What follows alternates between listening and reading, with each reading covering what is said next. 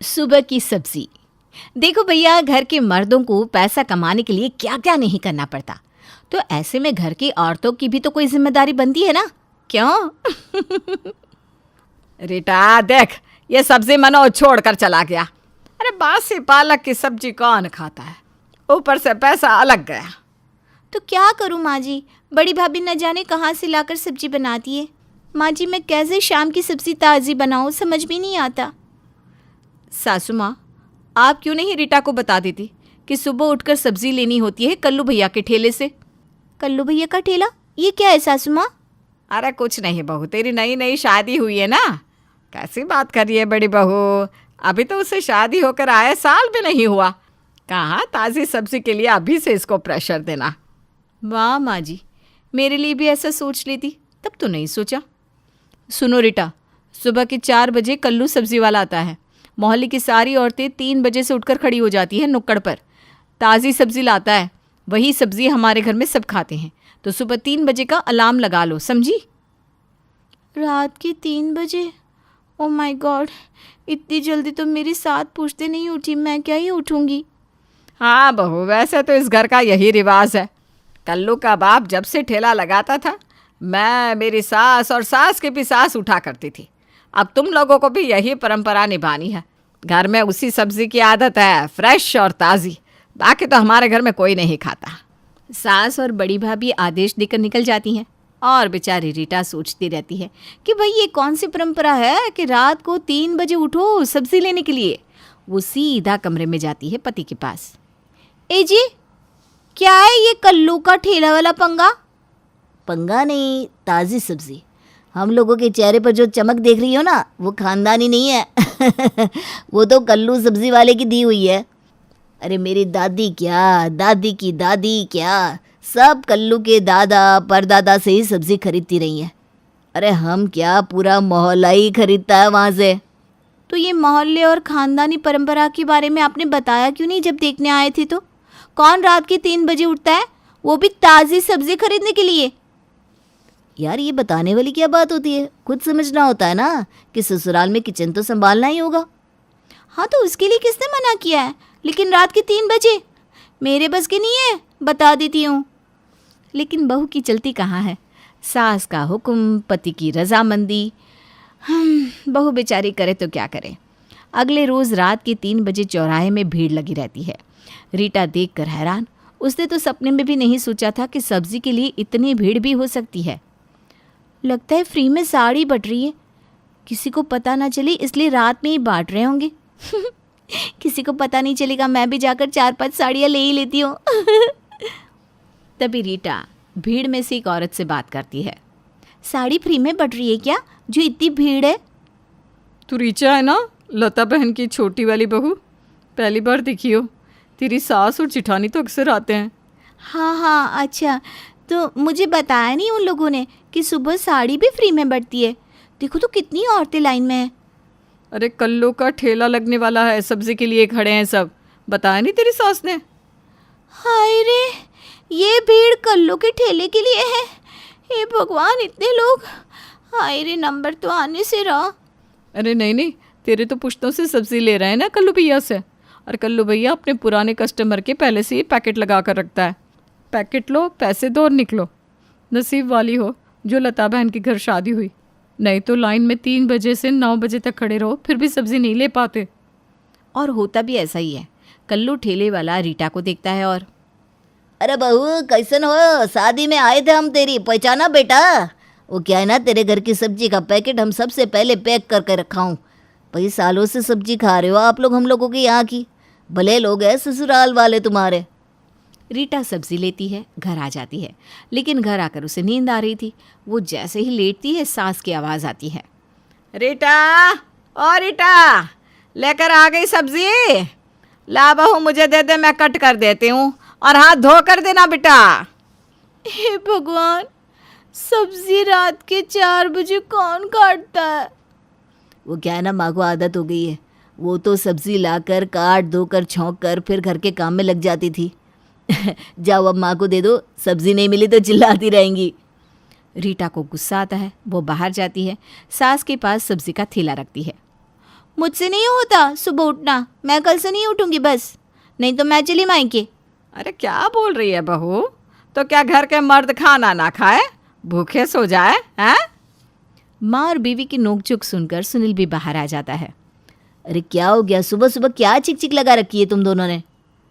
देख रहे हो तुम्हारी बीवी धमकी दे रही है घर छोड़कर जाने की, संभाल लो इसको। सुनील रीटा की ओर देखता है और उसे कमरे में जाने का इशारा करता है। रीटा के जाने के बाद, देख माँ, सही तो बात है, इतनी सुबह अब कौन अपनी नींद खराब करेगा? वो किसी और घर की लड़की है, क्यों करेगी इतना कुछ? हाय रे, हम तो जैसे इसी घर में पैदा हुए थे। अरे क्यों नहीं करेगी, करना पड़ेगा। देख सुनील, जोरू का गुलाम बनने का शौक है ना, तो कल से तू उठ जाना, समझा? बड़ी बहू जब छोटी बहू की बगावत दिखती है तो उसके भी पर निकल आते हैं। अगले रोज़, माँ जी अब बस बहुत हो गया, रात को जाग जाग कर सारा दिन काम करके मेरी खूबसूरती कम हो रही है, चेहरे की चमक भी हल्की हो रही है। अच्छा जी, सालों से उठ रही थी तब तो कुछ नहीं, आज छोटी की जबान चली तो तेरे भी पर निकला है। घर में तो अब शीत युद्ध सा माहौल हो जाता है। देवरानी, जिठानी, सास और दोनों बेटों को सबको मिलकर एक बैठक करनी पड़ती है, जिसकी कमान होती है रीटा के हाथ में। देखो भाई, दुनिया सब्जी खा रही है, ऐसा तो है नहीं कि ये घर अनोखा है। रात के 3 बजे उठना, ताज़ी सब्जी लाना, ये सब मेरे बस की तो है नहीं। हमारे फ्रिज में तो माँ हफ्तों की सब्जी लाकर काट कर रख लेती है बच्चों को, और खाओ। अरे आज के ऑनलाइन के ज़माने में कौन ये सब करता है? मैंने किया है, या बोलो कि इन लोगों ने करवाया है मुझसे इतने सालों से। अरे चेहरा देखा मेरा, कैसे श्रीदेवी सा होता था, अब तो कोई मुड़कर भी नहीं दिखता। हाँ तो तुझे किसे दिखाना है लक्ष्मी अपना मुंह, है? बढ़िया आई। अरे घर की परंपरा। बस करिए परंपरा परंपरा, सब्जी लाना कोई परंपरा नहीं होती। और हाथ जिससे ना खाई जाती हो कल्लू के ठेले के बिना कहीं और की सब्जी, तो वही जिम्मेदारी ले रात को उठने की। मैं नहीं खा सकती, आप बोलो।